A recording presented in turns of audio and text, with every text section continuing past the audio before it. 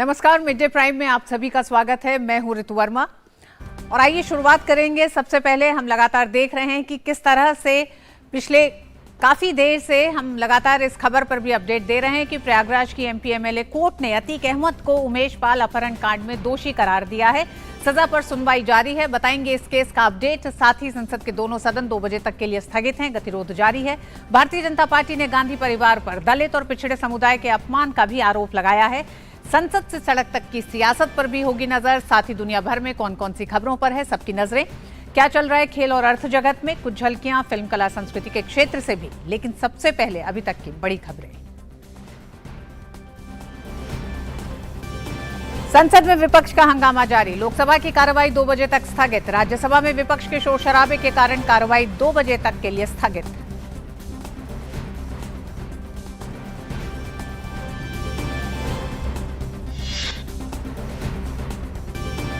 Bharatiya Janata party 6 अप्रैल से 14 अप्रैल तक मनाएगी सामाजिक न्याय सप्ताह। 15 मई से 15 जून तक 1 महीने के लिए बीजेपी सरकार के 9 साल पूरे होने पर पार्टी चलाएगी विशेष अभियान। भाजपा संसदीय दल की बैठक में प्रधानमंत्री ने इस तरह के कार्यक्रम चलाने पर दिया जोर। केंद्र सरकार के ओबीसी समर्थित फैसलों को जन जन तक पहुंचाने के लिए देश के 1 लाख गांव में विशेष अभियान चलाएगी भारतीय जनता पार्टी की ओबीसी मोर्चा।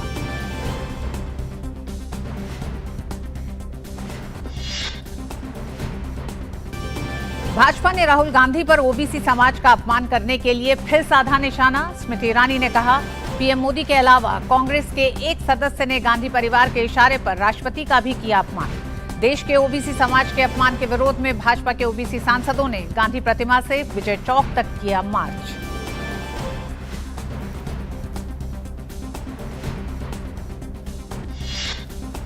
उमेश पाल अपहरण मामले में प्रयागराज एमपी एमएलए कोर्ट का बड़ा फैसला। माफिया अतीक अहमद सहित सभी तीनों आरोपी दोषी करार। जेल बदलने के मामले में सुप्रीम कोर्ट से भी नहीं मिली राहत।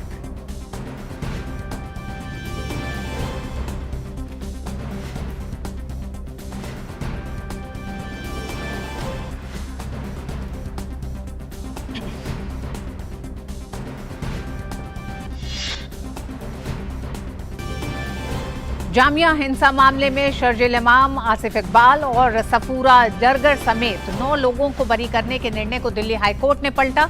हाईकोर्ट ने आईपीसी की कई धाराओं के तहत आरोप किए तय। 2 अन्य को आरोप मुक्त करने के फैसले को हाईकोर्ट ने बरकरार रखा। दिल्ली पुलिस ने निचली अदालत के फैसले को हाईकोर्ट में दी थी चुनौती।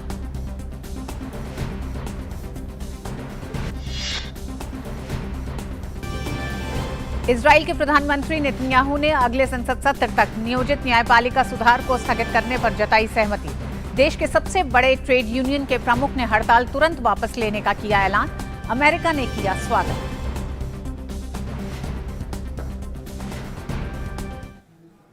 और आइए सबसे पहले नजर डालेंगे बड़ी खबरों पर।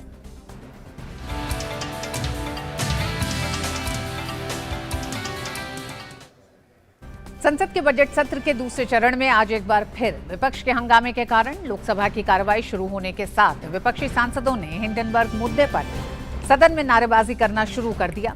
सदन की कार्रवाई शुरू होने के कुछ ही मिनटों के भीतर लोकसभा की कार्रवाई को 2 बजे तक के लिए स्थगित कर दिया गया।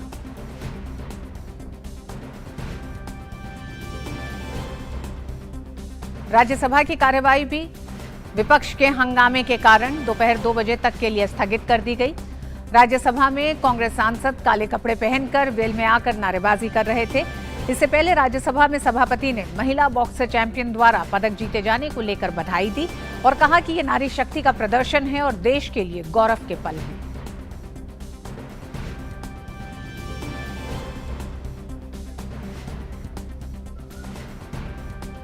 और संसद से सड़क तक की सियासत पर हमारे साथ जुड़ गए हैं राजेश राज, संवाददाता संसद से सीधे जुड़ रहे हैं। राजेश, लगातार गतिरोध जारी है और इस गतिरोध में हमने देखा कि जो लड़ाई संसद के भीतर थी, अब वो संसद के बाहर सड़क पर भी विपक्षी दल सत्ता पक्ष दिखाई दे रहे हैं। क्या ये गतिरोध थमता नहीं दिख रहा है? लेकिन किसी तरह का कोई समाधान भी करती राजनीतिक पार्टियां या फिर लोकसभा अध्यक्ष सभापति के द्वारा देखा जा रहा है?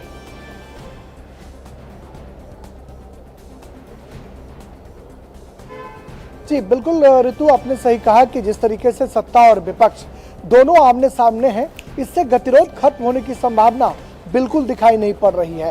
हालांकि आज भाजपा संसदीय दल की बैठक में जो खबरें छन कर आई हैं कि ये उम्मीद जताई जा रही थी कि कल फाइनेंस बिल जब शोर शराबे के बीच पारित करा लिया गया था, तो ये खबरें आ रही थी कि शायद संसद का आज सत्रावसान हो जाए और जल्दबाजी में जो है सत्र को खत्म कर दिया जाएगा। लेकिन जिस तरीके से बीजेपी संसदीय दल की बैठक में ये उम्मीद जताई गई कि संसद की जो कार्रवाई है वो 6 अप्रैल तक, जहां तक निर्धारित की गई थी वहां तक चलेगी, इससे कहीं ना कहीं यह दिखाता है कि सत्ता पक्ष संकल्पित है कि संसद की कार्रवाई चलाई जाए। विपक्ष से अपील भी है कि वो सदन की कार्रवाई चलने दे और सत्ता पक्ष तमाम मुद्दों पर चर्चा कराने को रजामंद भी है। लेकिन सत्ता पक्ष के द्वारा भी लगातार आज आपने जैसा कि बताया कि संसद में गांधी प्रतिमा से लेकर विजय चौक तक जो भारतीय जनता पार्टी के ओबीसी मोर्चा के सांसद हैं उन तमाम लोगों ने प्रदर्शन किया। कल भी ओबीसी मोर्चा के तमाम जो सांसद थे उन्होंने प्रदर्शन किया।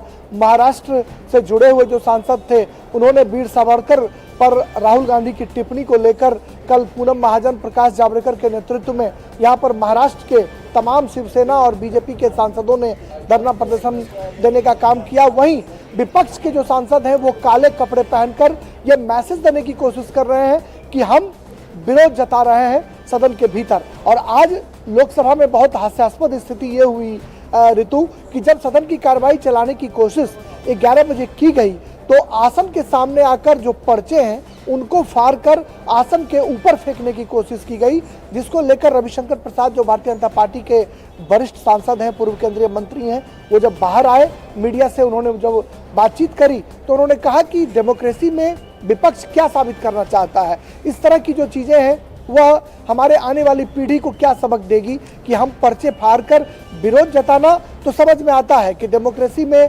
समर्थन और विरोध की बातें समझ में आती हैं, लेकिन पर्चे फाड़ कर आसन के ऊपर फेंक देना और तख्तियां लहराना, अखबार के क्लिपिंग्स लहराना, यह जो है रूलिंग के खिलाफ है, जो सदन की जो नियमावली है उसके खिलाफ राजेश, कल भी देखा गया था तमाम कांग्रेस सांसद काले कपड़े पहन के संसद पहुंचे थे।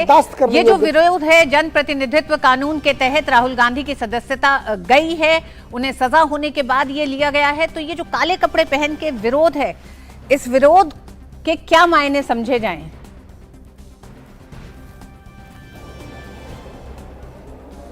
क्या कानून से ऊपर माना जाए? भारतीय जनता पार्टी के तमाम सांसदों ने इसी को काउंटर करने के लिए उन लोगों ने विरोध किया। जी बिल्कुल, आपने सही कहा कि काले कपड़े पहनकर संसद में आना, जो पुराने सांसद हैं वो बताते हैं कि इस तरह की कभी रवायत संसद के भीतर नहीं रही है, कभी ऐसी परंपरा नहीं रही है कि काले कपड़े पहनकर तमाम विपक्षी सांसद जो हैं वो विरोध जताएं।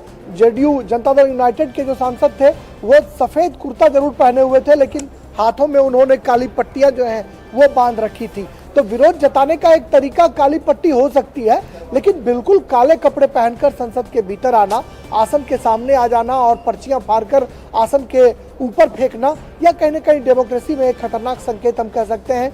सत्ता पक्ष का कहना है कि हम चाहते हैं कि जिन मुद्दों पर राष्ट्रपति के अभिभाषण पर धन्यवाद प्रस्ताव पर चर्चा के दौरान भी आपने देखा था, समय की कमी है राजेश, बहुत बहुत धन्यवाद शुरू हुई, लेकिन हमसे जुड़ने के लिए धन्यवाद राजेश।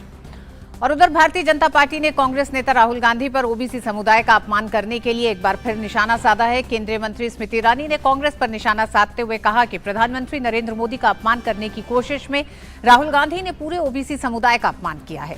ये पहली बार नहीं है जब गांधी परिवार ने दलित या पिछड़े समुदाय के लोगों का अपमान किया है।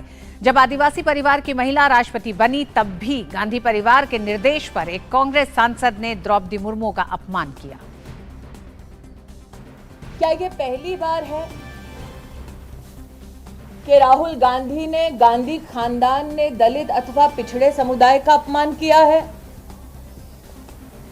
देश की मीडिया, देश की जनता इस बात की साक्षी है कि उन्होंने न सिर्फ ओबीसी समुदाय पर अभद्र टिप्पणी की है, बल्कि साथ ही जब राष्ट्र को पहली बार ट्राइबल परिवार की एक महिला को महामहिम राष्ट्रपति के पद तक चुनने का मौका मिला, तब भी गांधी खानदान के आदेश पर महामहिम द्रौपदी मुर्मू जी का अपमान कांग्रेस के नेतृत्व ने किया।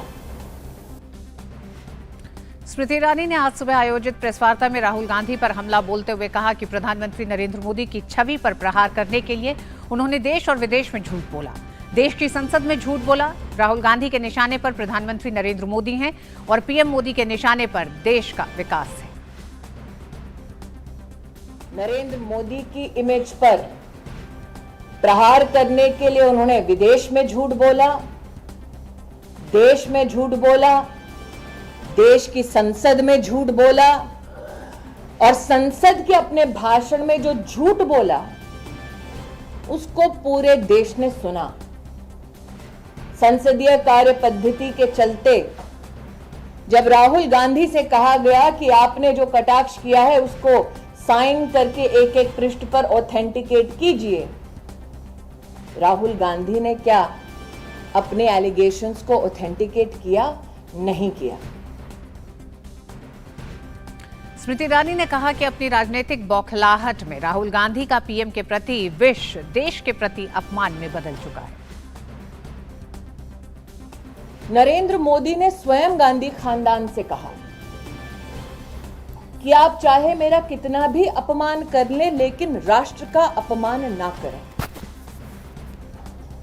अपनी पॉलिटिकल बौखलाहट में, अपनी पॉलिटिकल फ्रस्ट्रेशन में राहुल गांधी का मोदी के प्रति विष देश के प्रति अपमान में परिवर्तित हो चुका है।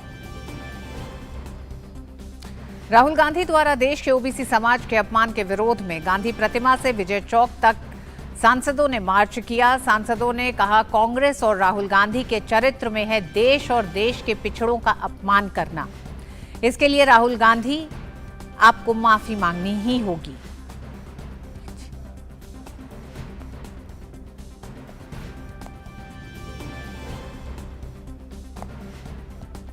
बीजेपी के ओबीसी मोर्चा के राष्ट्रीय अध्यक्ष और भाजपा सांसद डॉक्टर के लक्ष्मण ने कांग्रेस पर जमकर हमला बोला और कहा कि 60 साल में कांग्रेस ने ओबीसी को धोखा दिया है।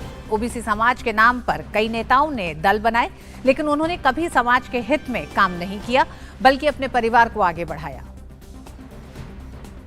हर गांव में हम तुलना करना चाहते हैं। 9 साल के अंदर मोदी जी ने किया, ये 60 साल के अंदर जो कांग्रेस हुकूमत में थी, क्यों हमेशा ये ओबीसी के विरोधी थे? किस तरह ओबीसी को धोखा दिया जा रहा?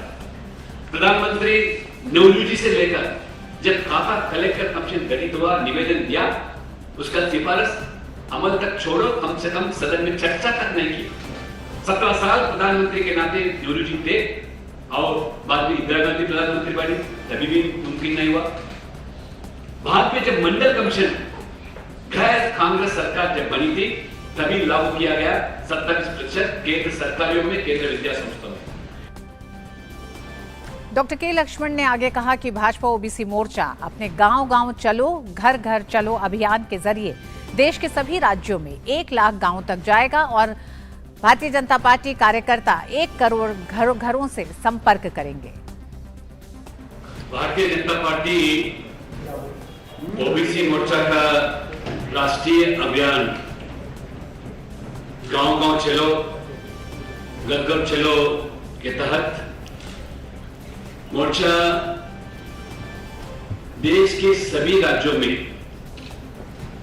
लगभग 1 लाख गांव तक जाएगा और हमारे कार्यकर्ता लगभग 1 करोड़ घरों तक संपर्क करेंगे।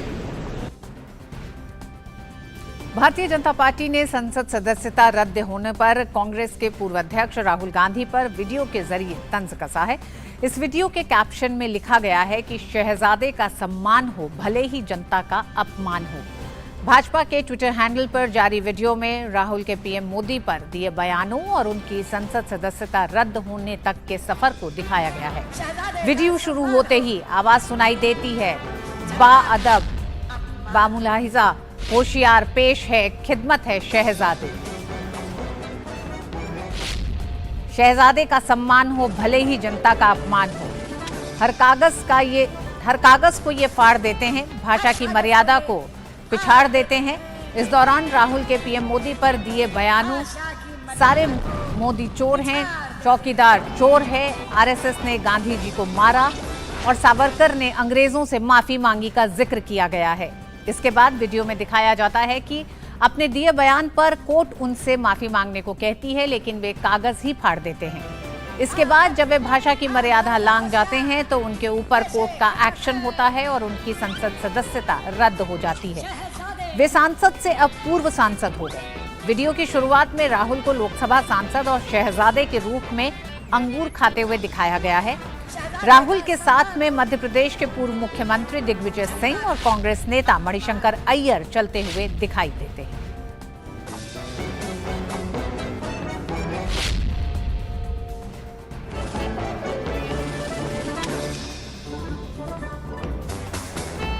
हर कागज को ये फाड़ देते हैं, भाषा की मर्यादा को पिछाड़ देते हैं।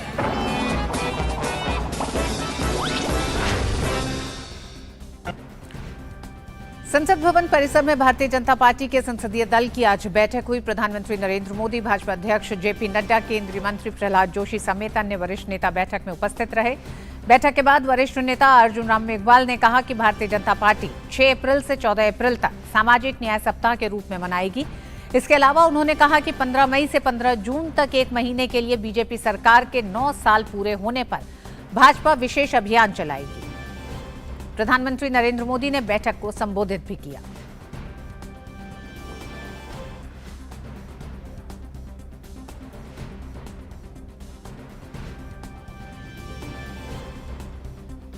भारतीय जनता पार्टी बीजेपी संसदीय दल की आज बैठक हुई।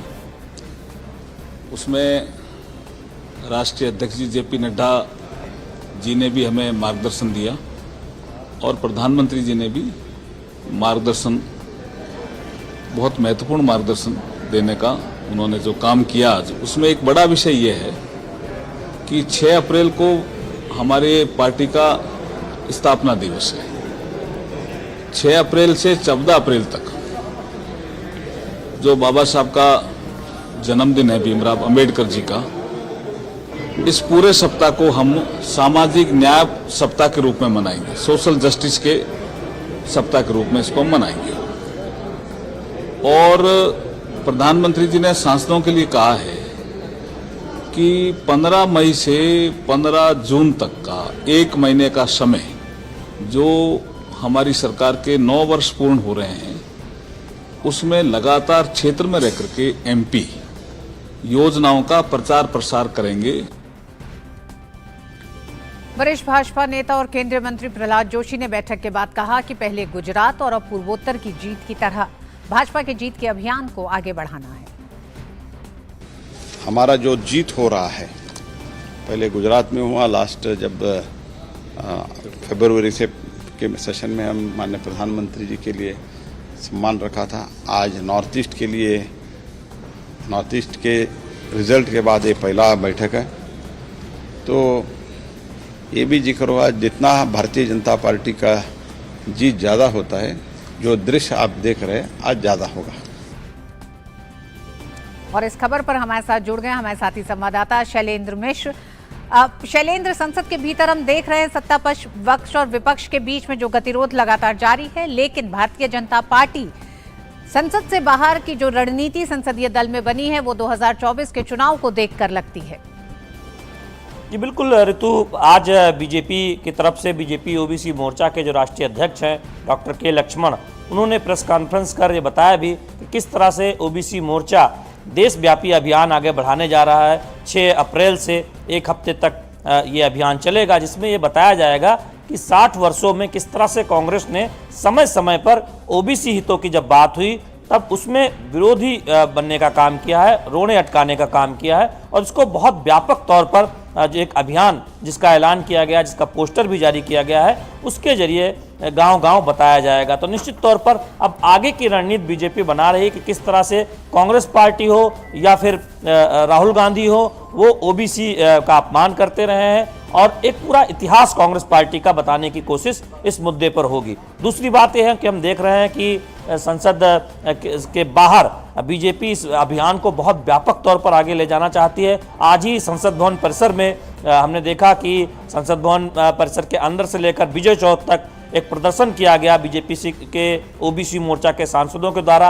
कल एक बैठक बुलाई गई है बीजेपी के राष्ट्रीय अध्यक्ष जेपी नड्डा, जो बीजेपी के ओबीसी सांसद हैं, उनके साथ डिनर बैठक करेंगे और उस बैठक में दरअसल आगे की जो रणनीति है, किस तरह से ओबीसी सांसदों को संदेश लेकर जाना है गांव-गांव, उसकी व्यापक चर्चा होगी। तो एक बहुत बड़ा अभियान बीजेपी शुरू करने जा रही है कांग्रेस के रुख के बारे में बताने के लिए कि कैसे नेहरू से लेकर अब तक कांग्रेस पार्टी का जो रुख है ओबीसी को लेकर, वो किस तरह से ओबीसी हितों को लेकर रोड़े अटकाने का रहा है। जबकि बीते 9 वर्षों में प्रधानमंत्री नरेंद्र मोदी ने, चाहे वो कॉन्स्टिट्यूशनल स्टेटस देना हो, अगर आप पिछड़ा वर्ग आयोग की बात करें, या फिर केंद्रीय विद्यालयों में 27% आरक्षण देकर बच्चों की शिक्षा सुनिश्चित करना हो, या प्रोफेसर्स की नियुक्ति में आरक्षण सुनिश्चित करना हो, बैकलॉग भरना हो, ऐसे लेके तमाम काम किए हैं बीते 9 वर्षों में और उसका एक फायदा ओबीसी समाज को मिला है। तो एक व्यापक अभियान बीजेपी चलाने जा रही है। आपने दिखाया भी दर्शकों को कि किस तरह से राहुल गांधी के अहंकार और उनका जो एक रवैया रहा है, उसको लेकर वीडियो भी बीजेपी के ट्विटर हैंडल से जारी किया गया है कि राहुल गांधी अहंकार में है और दरअसल वो लक्ष्मण रेखा को लांघते हैं, कानून को नहीं मानते। और बीजेपी तो यहाँ तक भी कह रही है कि बताइए, कांग्रेस के नेता चाहते हैं कि राहुल गांधी के लिए, गांधी परिवार के लिए अलग आईपीसी होने, जिन कानून के तहत इससे पहले तमाम लोगों की सदस्यता लोकसभा की या विधानसभा में गई है, अब उसी कानून के तहत जब राहुल गांधी की सदस्यता गई है, तब इस तरह की बयानबाजी कांग्रेस पार्टी की तरफ से हो रही है। शैलेंद्र, हमने देखा बजट सत्र के दूसरे चरण में जिस तरह से तीसरा हफ्ता है और संसद में गतिरोध जारी है, ऐसे में कई ऐसे मुद्दे रहे जो सत्ता पक्ष और विपक्ष के बीच में संसद के भीतर उठने वाले थे शुरुआत से ही, पहले हफ्ते से, लेकिन अब वो सड़क तक शामिल हैं। इसको देखते हुए संसदीय दल में प्रधानमंत्री नरेंद्र मोदी, ये माना जाता है कि हमेशा उनकी एक हिदायत रहती है, ये संदेश रहता है सांसदों को कि जनता के साथ बेहतर संपर्क बढ़ाएं। आज इस संसदीय दल की बैठक में क्या संदेश रहा है, मौजूदा तमाम ऐसे मसलों को देखकर, क्योंकि विपक्ष भी सड़क पर है, सरकार और भारतीय जनता पार्टी अपनी रणनीति किस तरह बनाती दिख रही है? देखिए, पहली बात तो यह है कि सामाजिक न्याय पखवाड़ा जो मनाने की बात कही गई है, इसमें स्पष्ट तौर पर प्रधानमंत्री नरेंद्र मोदी की अगुवाई में जो कल्याणकारी काम हुए हैं वंचित तबकों के लिए, पिछड़े वर्ग के लिए, उसको बहुत जोर शोर से सांसद गांव-गांव पहुंचाएं, इस रणनीति पर चर्चा हुई। दूसरी बात यह है कि हम जानते हैं कि आज ही की बैठक में जो उत्तर पूर्व के 3 राज्यों में जो बीजेपी को चुनावी सफलता मिली, उसके लिए प्रधानमंत्री नरेंद्र मोदी का आभार जताया गया, उनका स्वागत किया गया। तो दरअसल एक संदेश देने की कोशिश है कि बीजेपी मजबूती से हर चुनाव में आगे बढ़ेगी और आगे आने वाले जो चुनाव है, लोकसभा चुनाव से पहले जो विधानसभा चुनाव है, वहां पर जीत सुनिश्चित करनी है। उसके लिए कार्यकर्ता, सांसद अपनी पूरी ताकत के साथ, अभियान के साथ जुट जाएं और ये बताएं कि कैसे कांग्रेस पार्टी और उनके साथ जो दल खड़े हैं, उनका रवैया क्या रहा है। आज की प्रेस कॉन्फ्रेंस में बताया भी ओबीसी मोर्चा के राष्ट्रीय अध्यक्ष ने कि तमाम पार्टियां जो ओबीसी के नाम पे बनी थी, उन्होंने सिर्फ अपने परिवार के हित साधने का काम किया। सिर्फ प्रधानमंत्री नरेंद्र मोदी की अगुवाई में बीजेपी ऐसी पार्टी है जो ओबीसी हितों के लिए काम कर रही है। तो एक बहुत बड़े व्यापक अभियान का एक संदेश हम देख रहे हैं कि बीजेपी दे रही है। और आज के जो बीजेपी संसदीय दल की बैठक से भी वही संदेश है कि प्रधानमंत्री नरेंद्र मोदी के अगुवाई में जो काम हुआ है, जो कार्य हुआ है, उसे जनता तक ले जाना है और विपक्ष की पोल खोलनी है कि वो कैसे तमाम जरूरी मुद्दों पर, ओबीसी हितों से जुड़े मुद्दों पर, जनता से जुड़े हितों मुद्दों पर दरअसल उनका रवैया क्या रहा है और संसद को लेकर उनकी सोच क्या रही है। संसद अगर नहीं चलती है, एक व्यक्ति के कारण किस तरह से कांग्रेस पार्टी ने संसद में हंगामा करने का काम किया। जी हाँ, बिल्कुल शैलेंद्र, संसदीय दल की बैठक में एक बार फिर प्रधानमंत्री नरेंद्र मोदी ने सांसदों से, जनता से संपर्क बढ़ाने की बात की, साथ ही साथ संसद के बाहर यानी कि देश में तमाम सांसदों को इस लड़ाई को और मजबूती से लड़ने का आह्वान भी किया है। बहुत बहुत धन्यवाद आपका शैलेंद्र। और मिड डे प्राइम में वक्त एक छोटे से ब्रेक का, आप देखते रहिए डीडी न्यूज।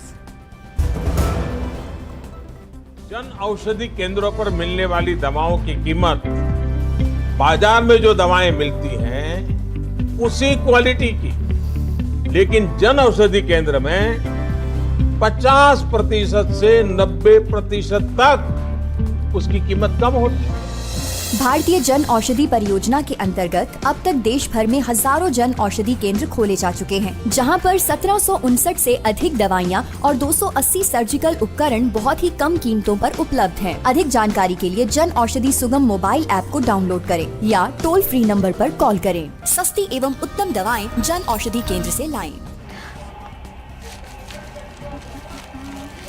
माय डियर, पहले हाथ धो ले, फिर जी भर के खा ले छोले।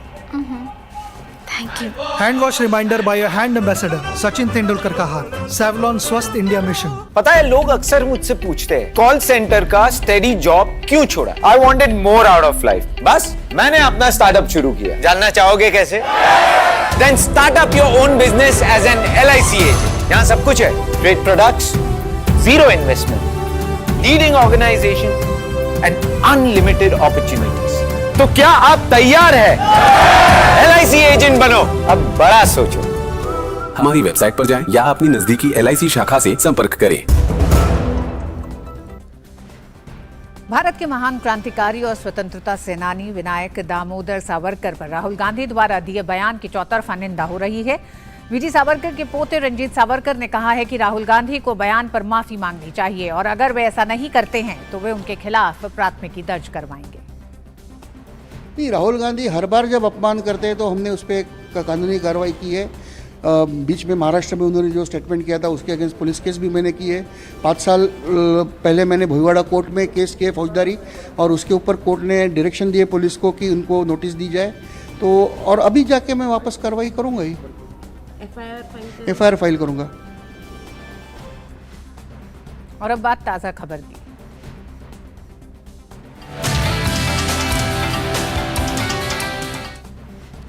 प्रयागराज की स्पेशल MP MLA कोर्ट ने उमेश पाल अपहरण केस में अपना फैसला सुना दिया है। 17 साल पुराने अपहरण के इस मामले में कोर्ट ने माफिया अतीक अहमद और उसके भाई समेत 10 आरोपियों को दोषी करार दिया है। कोर्ट ने मंगलवार की दोपहर में अपना फैसला सुनाया। BSP विधायक राजू पाल मर्डर केस में मुख्य गवाह उमेश पाल से जुड़े हुए मामले में कोर्ट ने फैसला सुनाया है। इस केस में आरोप था कि 28 फरवरी 2006 को अतीक अहमद और अतीक अहमद के छोटा भाई अशरफ ने उमेश पाल का अपहरण कराया था। उमेश पाल को मारपीट करने के बाद परिवार समेत जान से मारने की धमकी देते हुए कोर्ट में जबरन हलफनामा दाखिल कराया गया। 2007 में मायावती की सरकार बनने के बाद उमेश पाल ने 5 जुलाई 2007 को अतीक और अतीक के भाई अशरफ समेत 5 लोगों के खिलाफ नामजद FIR दर्ज कराई थी। इसमें 11 लोग शामिल थे। पुलिस की जांच में 6 अन्य लोगों के नाम सामने आए। कोर्ट में अतीक और अशरफ समेत 11 लोगों के खिलाफ चार्जशीट दाखिल की गई। 2009 से मुकदमे का ट्रायल शुरू हुआ। अभियोजन यानी सरकारी पक्ष से कुल 8 गवाह पेश किए गए। इस केस के 11 आरोपियों में से अंसार बाबा नाम के आरोपी की मौत हो चुकी है। अतीक और अशरफ समेत कुल 10 आरोपियों के खिलाफ कोर्ट ने मंगलवार को यानी आज अपना फैसला सुना दिया है। माफिया अतीक अहमद को आज सुप्रीम कोर्ट से भी राहत नहीं मिली। अतीक अहमद के वकील ने बीते दिनों सुप्रीम कोर्ट में उसको उत्तर प्रदेश नहीं लाए जाने को लेकर याचिका दाखिल की थी। उसने पुलिस हिरासत में खुद की जान को खतरा बताया, लेकिन आज सुनवाई के दौरान कोर्ट ने उसकी याचिका ये कहते हुए खारिज कर दी कि उसको उत्तर प्रदेश लाया जा चुका है, लिहाजा उसके पास इस मामले में सुनने को कुछ नहीं बचा है। कोर्ट ने कहा कि इस मामले में किसी भी दखल के लिए पहले हाई कोर्ट जाना चाहिए।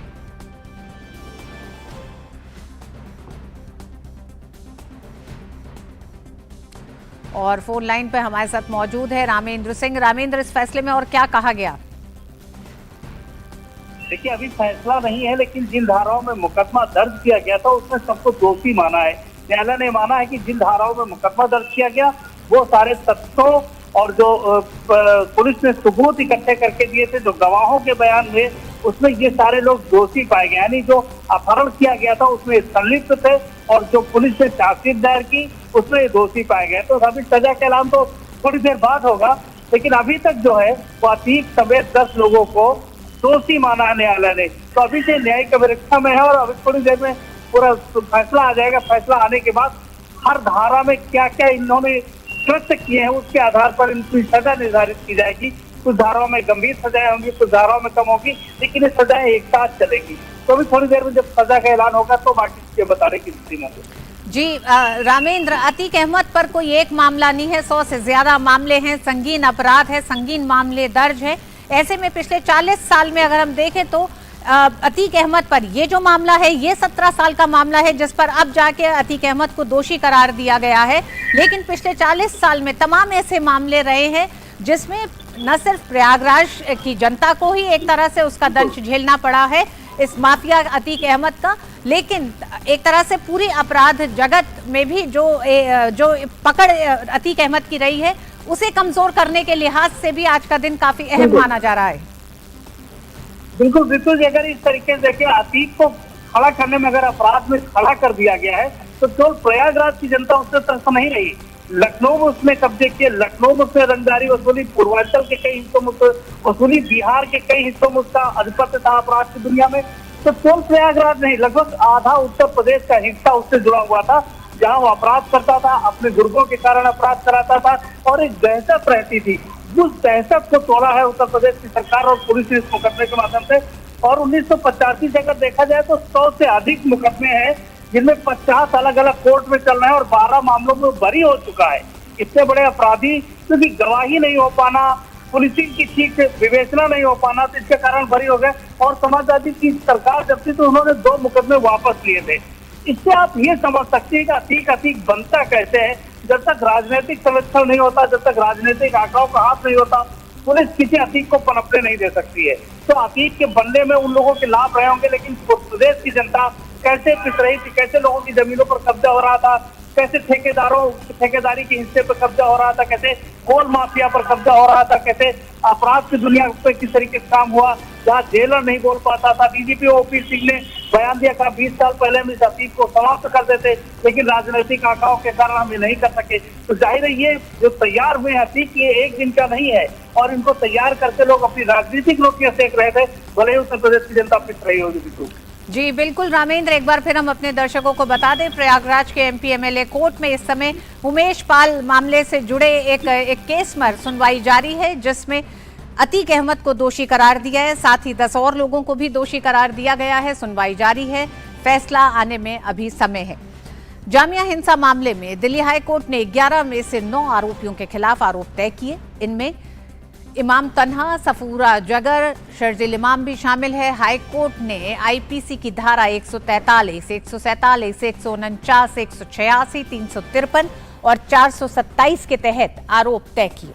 2 अन्य को आरोप मुक्त करने के फैसले को हाईकोर्ट ने बरकरार रखा। 9 लोगों के खिलाफ दंगा करने, गैर कानूनी रूप से जुटने समेत अन्य आरोप तय किए गए हैं। हाईकोर्ट ने फैसले में कहा कि प्रथम दृष्टया वे वीडियो में नजर आ रहे हैं। साकेत कोर्ट ने मामले में 11 आरोपियों को बरी कर दिया था। और आइए अब नजर डालते हैं अन्य राष्ट्रीय खबरों पर।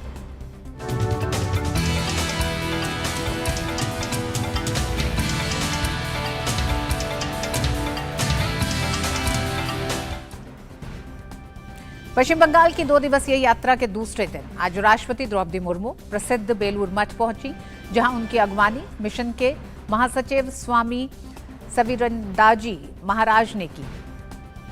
राष्ट्रपति बेलूर मठ के मुख्य मंदिर के साथ परिसर में स्थित स्वामी विवेकानंद के कक्ष में भी गईं, जहां वे ध्यान लगाते थे। राष्ट्रपति ने पूरे परिसर का भ्रमण किया। राष्ट्रपति की सुरक्षा के मद्देनजर सभी आगंतुकों के लिए मठ सुबह 10 बजे तक बंद रखा गया था। सुरक्षा की चाक चौबंद व्यवस्था के बीच राष्ट्रपति मुर्मू सुबह 9 बजे राजभवन कोलकाता से बेलूर मठ के लिए रवाना हुई थी। इसके बाद राष्ट्रपति मुर्मू कोलकाता में यूको बैंक के 80 साल पूरे होने के उपलक्ष्य में आयोजित समारोह में शामिल हुए।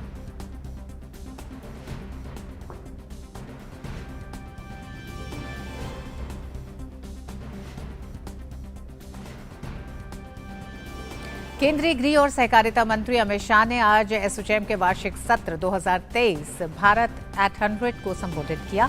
अपने संबोधन में अमित शाह ने कहा कि देश की 130 करोड़ की आबादी बोझ नहीं बल्कि अवसर है। अमित शाह ने कहा कि जब तक भारत के हर क्षेत्र का विकास नहीं होगा तब तक भारत का पूरा विकास नहीं होगा। दुनिया में बहुत सारे लोग 130 करोड़ की आबादी को बोझ मानते हैं। मेरे जैसे लोग 130 करोड़ की आबादी को बड़ा मार्केट भी मानते हैं। अब अपना अपना देखने का नजरिया है। तो जब तक भारत के कोने कोने से भारत के विकास का प्रयास नहीं होता है, तब तक हम आगे नहीं बढ़ते। अमित शाह ने कहा कि भारत के 99% गांव में बिजली पहुंच चुकी है। इसके साथ साथ देश में 82 करोड़ ब्रॉडबैंड कनेक्शन भी लगाए गए हैं। अमित शाह ने कहा कि 2047 तक भारत विकसित राष्ट्र बने, ये लक्ष्य प्रधानमंत्री मोदी ने रखा है और जिसको सरकार हासिल कर लेगी। भारत में 99% गांव में बिजली पहुंच चुकी है। भारत नेट से 1.90 लाख पंचायतें जुड़ चुकी है।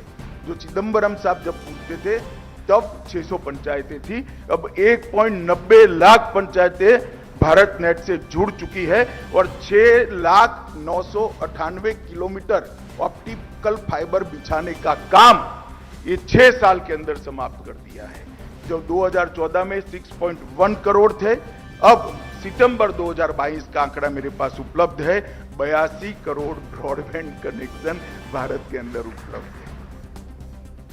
जीएसटी पर बोलते हुए अमित शाह ने कहा कि जिसे लोग गब्बर सिंह टैक्स कहते थे, अब जीएसटी के आंकड़े उनको जवाब दे रहे हैं। अमित शाह ने कहा कि 2014 में देश के 60 करोड़ लोगों के पास बैंक खाता तक नहीं था। अर्थव्यवस्था से उनका किसी भी तरह का कोई जुड़ाव नहीं था, लेकिन प्रधानमंत्री ने उनके खाते खोलकर उन सभी लोगों को अर्थव्यवस्था से जोड़ा है। 2014 में इस देश में 60 करोड़ लोग ऐसे थे जिनके परिवार में किसी के पास बैंक अकाउंट ही नहीं था। आप मान सकते हैं 60 करोड़ लोगों के परिवार में बैंक अकाउंट नहीं था, उनका भारत के अर्थतंत्र के साथ कोई जुड़ाव ही नहीं। वो 60 करोड़ लोगों को लिए पूरा दिन कल क्या खाना है उसकी चिंता करने में ही जाता है। ज्यादा से ज्यादा हम हमारे परिवार को कैसे सुविधापूर्ण जीवन दे सकते हैं। नरेंद्र मोदी जी ने 9 साल के अंदर इनकी ये चिंता से उनको मुक्त कर दिया। आज हर परिवार के अंदर बैंक अकाउंट है। आज आईएनएस चिल्का में अग्निवीरों के पहले बैच की पासिंग आउट परेड हो रही है।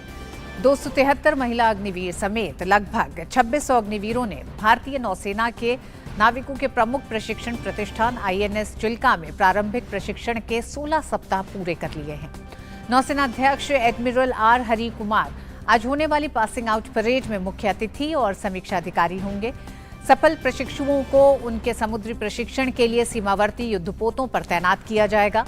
आईएनएस चिल्का के प्रशिक्षण में कर्तव्य, सम्मान और साहस के मूल नौसेना मूल्यों के आधार पर शैक्षणिक सेवा और बाहरी प्रशिक्षण शामिल है। गौरतलब है कि रक्षा मंत्री और तीनों सेना प्रमुखों ने 14 जून 2022 को अग्निवीर योजना का शुभारंभ किया था और 273 महिला अग्निवीरों सहित करीब 2600 अग्निवीरों को भारतीय नौसेना में शामिल किया गया था। प्रारंभिक प्रशिक्षण के सफल समापन के बाद देश के किसी भी प्रशिक्षण संस्थान के अग्निवीरों का ये पहला पासिंग आउट परेड है। करनाल के राष्ट्रीय डेयरी अनुसंधान संस्थान के वैज्ञानिकों ने पहली बार गिर गाय के पहले स्वदेशी क्लोन के बछड़े को पैदा करने में सफलता हासिल की है। इस बछिया का जन्म 16 मार्च को हुआ था, लेकिन 10 दिनों तक उसके स्वास्थ्य को जांचने के बाद रविवार को इसके बारे में जानकारी सार्वजनिक की गई। इसका नाम गंगा रखा गया है। जानकारी के मुताबिक बछिया का वजन 32 किलोग्राम है और वो बिल्कुल स्वस्थ है। इस प्रोजेक्ट में शामिल वैज्ञानिकों की टीम ने कहा कि गिर का क्लोन बनाने के लिए उस साइट्स को अल्ट्रासाउंड वाली सुइयों का उपयोग करके जीवित जानवरों से अलग किया जाता है और फिर नियंत्रण स्थितियों में 24 घंटे के लिए परिपक्व किया जाता है। एनडीआरआई ने कहा कि उत्तराखंड पशुधन विकास बोर्ड देहरादून के सहयोग से डॉक्टर एमएस चौहान, पूर्व निदेशक एनडीआरआई के नेतृत्व में गिर, साहिवाल और रेड शिंडी जैसे देसी गायों की क्लोनिंग का काम शुरू किया और सफलता प्राप्त की। उन्होंने कहा कि कुछ व्यावहारिक और परिचालन कठिनाइयों के कारण गायों की क्लोनिंग का ये प्रयोग काफी चुनौतीपूर्ण था। गौरतलब है कि गुजरात की देसी नस्ल गिर अपने विनम्र स्वभाव और दूध की गुणवत्ता को लेकर डेयरी किसानों के बीच लोकप्रिय हो रही है। भारत के बाहर गिर मवेशी बहुत लोकप्रिय हैं। गौरतलब है कि संस्थान ने 2009 में दुनिया की पहली क्लोन भैंस का उत्पादन किया था।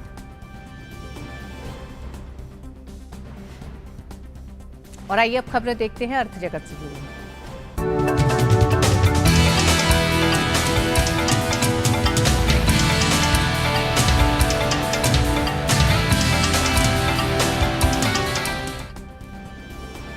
कर्मचारी भविष्य निधि संगठन यानी ईपीएफओ ने कर्मचारी भविष्य निधि ईपीएफ पर ब्याज दर बढ़ा दी है। वित्त वर्ष 2022-23 के लिए ईपीएफ पर ब्याज दर 8.15% तय की गई है। पिछले वित्त वर्ष में यह दर 8.10% थी। ईपीएफ की 233वीं बैठक आज दिल्ली में केंद्रीय श्रम एवं रोजगार तथा पर्यावरण, वन और जलवायु परिवर्तन मंत्री भूपेंद्र यादव की अध्यक्षता में हुई। केंद्रीय बोर्ड ने वित्तीय वर्ष 2022-23 के लिए सदस्यों के खातों में ईपीएफ संचय पर 8.15% वार्षिक ब्याज दर जमा करने की सिफारिश की। वित्त मंत्रालय के अनुमोदन के बाद ब्याज दर को आधिकारिक तौर पर अधिसूचित किया जाएगा, जिसके बाद ईपीएफओ अपने ग्राहकों के खातों में ब्याज दर जमा करेगा। कर्मचारी भविष्य निधि संगठन के निर्णय लेने वाले सर्वोच्च निकाय सीबीटी ने अपनी 2 दिवसीय बैठक में चालू वित्त वर्ष 2022-23 के लिए ईपीएफ पर ब्याज दर बढ़ाने का निर्णय लिया था। और मिड डे प्राइम में वक्त एक छोटे से ब्रेक का है, आप देखते रहिए डिटेल्स।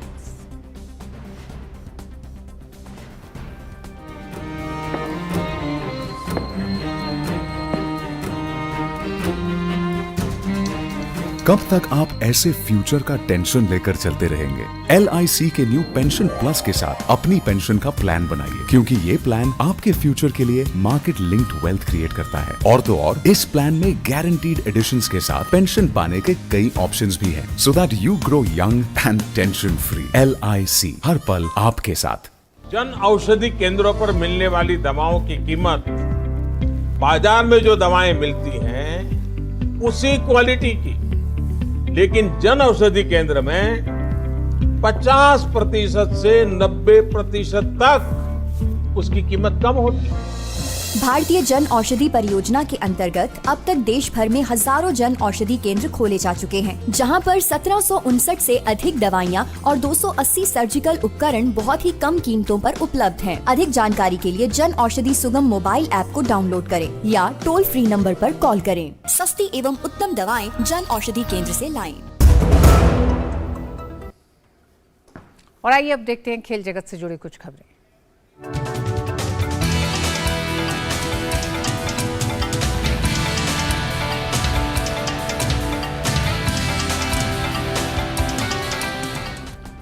और खेल की खबरों के साथ गौरव हमारे साथ जुड़ गए हैं। जी गौरव, क्या खबरें आज खेल जगत से? शुक्रिया ऋतु। और खेल की खबरों की शुरुआत करते हैं वेट लिफ्टिंग की खबर के साथ, जहां यूरोप के अल्बेनिया में आयोजित हो रहे world youth weight lifting championship में भारत का शानदार प्रदर्शन जारी है। भारत के 5 खिलाड़ियों ने 9 पदक अपने नाम किए। इस प्रकार भारतीय खिलाड़ियों ने अब तक कुल 14 पदक जीत लिए हैं। 55 किलो पुरुष भार वर्ग में भारत के एन तोमजाओ मिताई ने स्नैच इवेंट में 103 और क्लीन एंड जर्क इवेंट में 131 किलो का भार उठाकर तीसरा स्थान हासिल किया।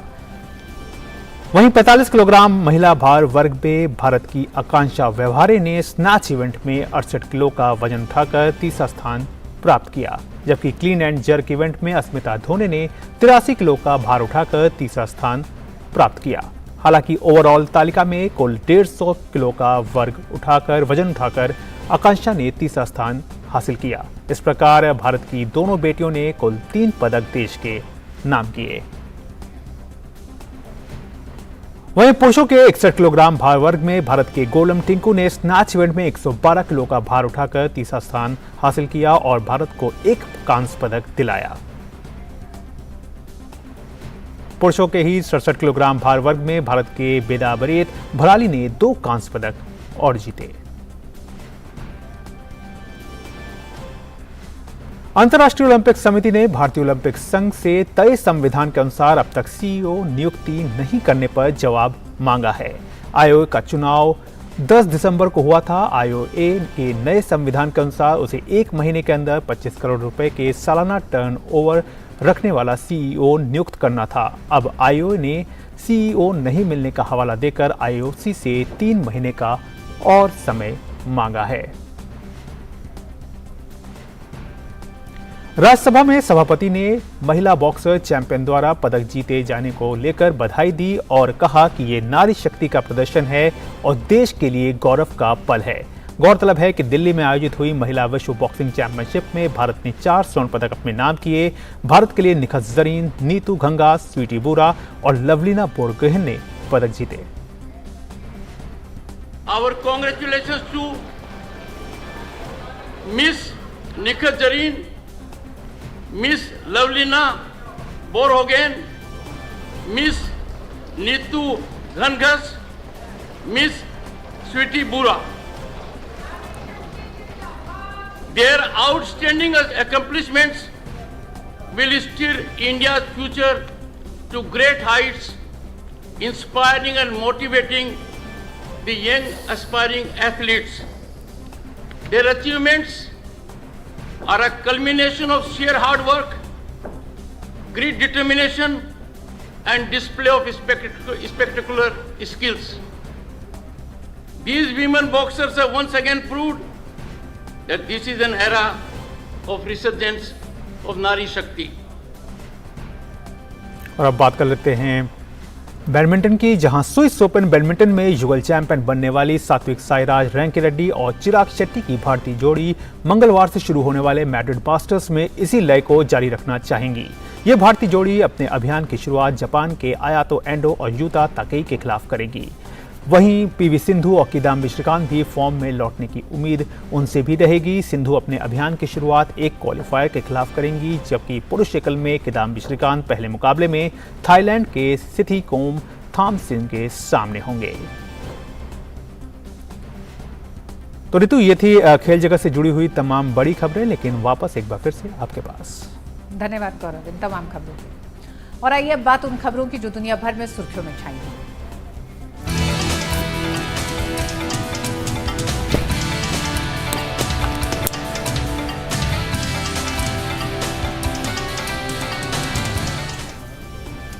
इजराइल के प्रधानमंत्री बेंजामिन नेतन्याहू ने राष्ट्रव्यापी विरोध के बाद अगले संसद सत्र तक नियोजित न्यायपालिका सुधार को स्थगित करने पर सहमति व्यक्त की है। बेंजामिन नेतन्याहू ने योजना के खिलाफ 2 दिनों के बड़े विरोध प्रदर्शन के बाद यह घोषणा की। राष्ट्रीय स्तर पर प्रसारित अपने संबोधन में इजराइल के प्रधानमंत्री ने कहा कि वह विवादास्पद सुधार पर फैसले के लिए खुद को और अपने राजनीतिक विरोधियों को समय देना चाहते हैं। इजराइल के राष्ट्रपति आइजैक हर्जोग ने प्रधानमंत्री नेतन्याहू की इस पहल का स्वागत किया और कहा कि ये स्पष्ट, गंभीर और जिम्मेदार चर्चा का समय है, जिससे अवश्य आक्रोश कम होगा। बेंजामिन नेतन्याहू के बयान के तुरंत बाद देश के सबसे बड़े ट्रेड यूनियन के प्रमुख ने कहा कि वह हड़ताल तुरंत वापस लेंगे। अमेरिका के नैशविले के एक निजी क्रिश्चियन प्राथमिक स्कूल में कल हुई गोलीबारी में 3 बच्चों समेत 7 लोगों की मौत हो गई। पुलिस ने मुठभेड़ में संदिग्ध को भी ढेर कर दिया है। पुलिस ने बताया कि महिला शूटर की उम्र 19 साल से कम है। पुलिस ने बताया कि हमलावर के पास कम से कम 2 असॉल्ट राइफलें और 1 हैंडगन थी। अस्पताल के अधिकारियों ने यह जानकारी दी। रिपोर्ट के मुताबिक द कॉन्वेंट स्कूल के 3 बच्चे गोली लगने से घायल हो गए। उनको मॉन्ट्रो कैरल जूनियर चिल्ड्रन अस्पताल ले जाया गया, जहां उन्हें मृत घोषित कर दिया गया। गोलीबारी के दौरान स्कूल में नर्सरी से लेकर 6ठी कक्षा तक के लगभग 200 छात्र मौजूद थे। हमले का शिकार हुए स्कूल का नाम वाचा स्कूल बताया जा रहा है। घटनास्थल पर भारी पुलिस बल को तैनात किया गया है। अमेरिकी राष्ट्रपति जो बाइडेन ने हमले पर दुख जताया और पीड़ित परिवारों के प्रति संवेदना जताई। इस साथ ही कांग्रेस से घातक हथियारों पर प्रतिबंध लगाने की अपनी मांग एक बार फिर दोहराई। अमेरिकी विमानवाहक पोत यूएसएस निमित्ज दक्षिण कोरिया के बुसान शहर पहुंच गया है। यूएसएस निमित्ज ने दक्षिण कोरिया के साथ सैन्य अभ्यास किया। सैन्य अभ्यास का मकसद सैन्य क्षमता को मजबूत करना है, ताकि हमलों के दौरान अपने सहयोगियों की मदद की जा सके। यह अभ्यास ऐसे समय में हो रहा है जब उत्तर कोरिया हाल के सप्ताहों में अपने सैन्य परीक्षणों में तेजी ला रहा है। सऊदी अरब के दक्षिण पश्चिमी क्षेत्र में यात्रियों से भरी बस के दुर्घटनाग्रस्त होने से 20 लोगों की मौत हो गई। सऊदी अरब की सरकारी मीडिया ने बताया कि दुर्घटना में 29 अन्य लोग घायल हुए हैं। मरने वालों में अधिकांश तीर्थयात्री हैं जो पवित्र रमजान महीने में उम्रा करने के लिए मक्का शहर जा रहे थे। मीडिया रिपोर्ट के मुताबिक पुल से टकराने और पलटने के बाद बस में भीषण आग लग गई। खबरों के मुताबिक दुर्घटना यमन की सीमा से लगे दक्षिण पश्चिमी असीर प्रांत में बस के ब्रेक फेल होने के कारण हुई। पेरू में बड़ी मात्रा में मादक पदार्थों की खेप को बरामद किया गया है। पेरू के अधिकारियों ने 2.3 टन कोकीन को जब्त किया है। इस मादक पदार्थों की बरामदगी पेरू के सबसे बड़े बंदरगाह एल कैलाओ के एक गोदाम में हुई। अधिकारियों के अनुसार इन मादक पदार्थों को समुद्र मार्ग के माध्यम से तुर्की भेजा जा रहा था।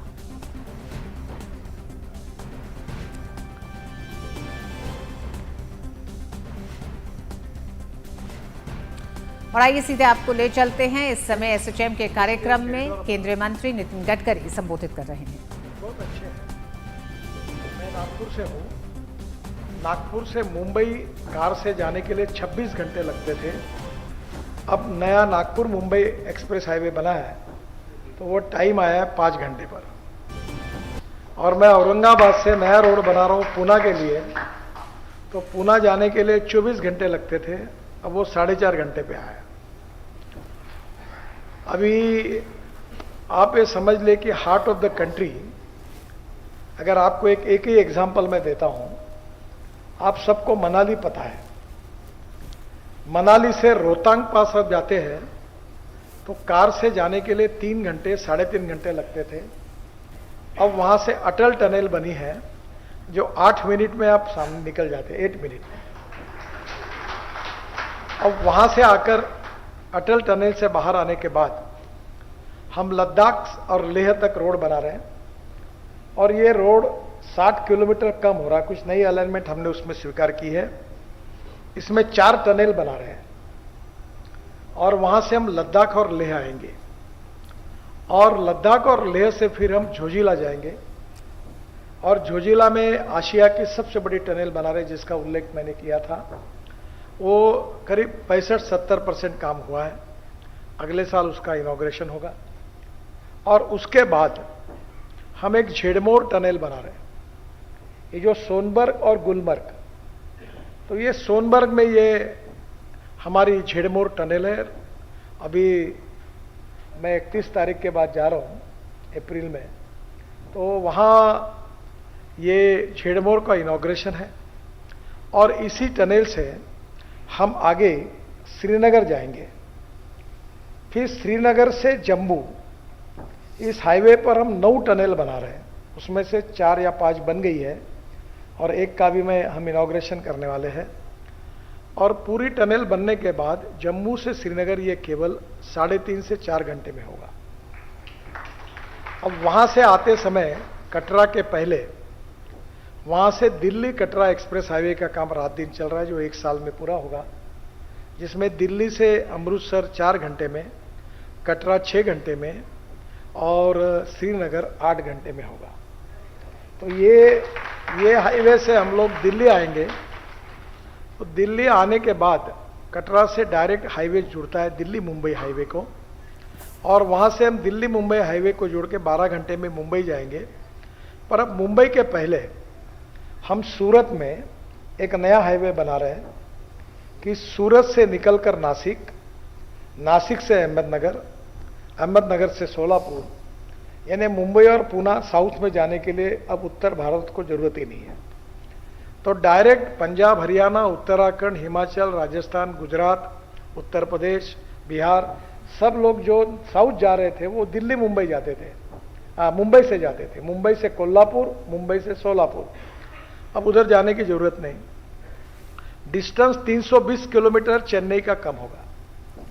और ये जो सोलापुर जाएंगे तो सोलापुर से कर्नूल और कर्नूल से त्रिवेंद्रम, कोचीन, हैदराबाद, बेंगलोर, मैंगलोर, चेन्नई और कन्याकुमारी, सब जगह आगे से हाईवे बना है। तो कश्मीर में ये जो है मनाली से कश्मीर से कन्याकुमारी तक अब एक्सप्रेस हाईवे पूरा हो गया, एक्सिस कंट्रोल। तो आप समझ लीजिए कि हार्ट ऑफ द कंट्री ये रोड है। वैसे इसको आजू बाजू के भी काफी एक्सप्रेस हाईवे जुड़ रहे हैं और मुझे लगता है कि ये जो रोड नेटवर्क है इसमें काफी बड़े प्रमाण पर टाइम बचेगा, फ्यूल बचेगा और कंफर्ट्स बढ़ेंगे। और हम केवल रोड नहीं बना रहे हैं। आप किसी भी धर्म का कोई भी नाम बताओ मुझे, जैन धर्म का बताओ, बौद्ध धर्म का, हम लोग बौद्ध सर्किट 22,000 करोड़ का काम हमने पूरा किया। अयोध्या सर्किट 25,000 करोड़ के काम लगभग पूरे हो रहे हैं। पूरे अयोध्या से राम सीता की जन्मभूमि, दशरथ का सब जितना, नेपाल तक घुस गए हम लोग। अब मथुरा में 15,000 करोड़ का हम लोग मथुरा का पूरा प्लान कर रहे हैं। तो आप देख रहे थे एसोचैम के वार्षिक कार्यक्रम को संबोधित कर रहे थे केंद्रीय सड़क परिवहन मंत्री नितिन गडकरी, जिसमें उन्होंने विस्तार से चर्चा की देश में बढ़ते और लगातार विकास करते बुनियादी ढांचे की। अंतर्राष्ट्रीय खबरों की तरफ हम बात कर रहे थे, उसी दिशा में हंगरी की संसद ने नाटो सैन्य गठबंधन में फिनलैंड के शामिल होने के प्रयास को मंजूरी दे दी है। इसके साथ ही फिनलैंड नाटो के पूर्ण सदस्य बनने के एक कदम और करीब पहुंच गया है। हंगरी में 182 सांसदों ने फिनलैंड के प्रयास के पक्ष में मतदान किया, जबकि केवल 6 ने इसके खिलाफ वोट दिया। हंगरी की स्वीकृति के बाद तुर्की अब नाटो के 30 सदस्यों में से एकमात्र सदस्य है जिसने फिनलैंड के इस सैन्य गठबंधन में शामिल होने को मंजूरी नहीं दी है। सैन्य गठबंधन में शामिल होने के लिए सभी सदस्य देशों की स्वीकृति आवश्यक है। हाल ही में केंद्र सरकार द्वारा पूर्वोत्तर के कुछ क्षेत्रों से सशस्त्र बल विशेष शक्तियां अधिनियम यानी आफ्स्पा के तहत आने वाले अशांत क्षेत्रों की संख्या में कमी करने की घोषणा की गई है। बुलेटिन के आखिर में आपको छोड़ जाते हैं आज के न्यूज लेंस के साथ, जिसमें हम जानेंगे कि क्या है आफ्स्पा और इस अधिनियम से जुड़ी कुछ महत्वपूर्ण बातें। मुझे और मेरी पूरी टीम को दीजिए अनुमति। नमस्कार।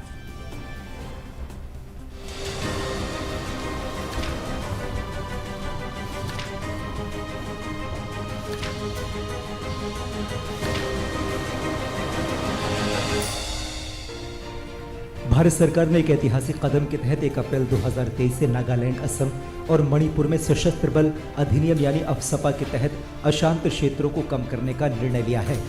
असम में अफसपा को 8 जिलों तक सीमित कर दिया गया है, जबकि मणिपुर में 4 थाना क्षेत्रों और नागालैंड में 3 थाना क्षेत्रों से इसे हटाया गया है।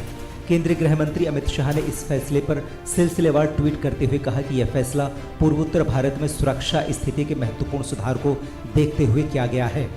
सबसे पहले जान लेते हैं आखिर क्या है अफसपा। बता दें कि उत्तर पूर्वी राज्यों की सुरक्षा के लिए 1958 में इस अधिनियम को पारित किया गया। यह अधिनियम अशांत इलाकों में लागू किया जाता है। अशांत क्षेत्र की व्याख्या अफसपा के सेक्शन 3 में की गई है, जिसके अनुसार कोई भी क्षेत्र विभिन्न धार्मिक, नस्लीय, भाषा या क्षेत्रीय समूहों या जातियों या समुदायों के सदस्यों के बीच विवादों के कारण अशांत हो सकता है। अधिनियम को वर्ष 1972 में संशोधित किया गया था और किसी क्षेत्र को अशांत घोषित करने की शक्तियां राज्यों के साथ साथ केंद्र सरकार को भी प्रदान की गई थीं। यह कानून सुरक्षा बलों और सेना को कुछ विशेष अधिकार देता है।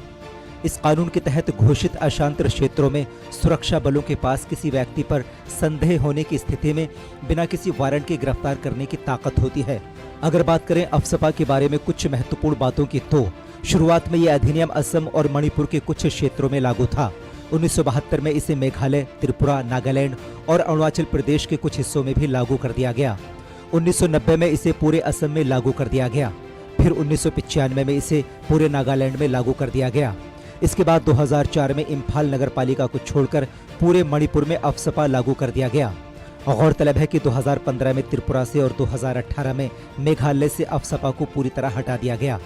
वर्तमान में अफसपा असम, नागालैंड, मणिपुर और अरुणाचल प्रदेश के कुछ हिस्सों में लागू है। जानकारों के मुताबिक वर्तमान सरकार शुरुआत से ही पूर्वोत्तर के लिए शांति, सुरक्षा और विकास को प्राथमिकता दे रही है, जिसके कारण आज पूर्वोत्तर भारत शांति और विकास की राह पर तेजी से आगे बढ़ रहा है। Bureau report, DD news.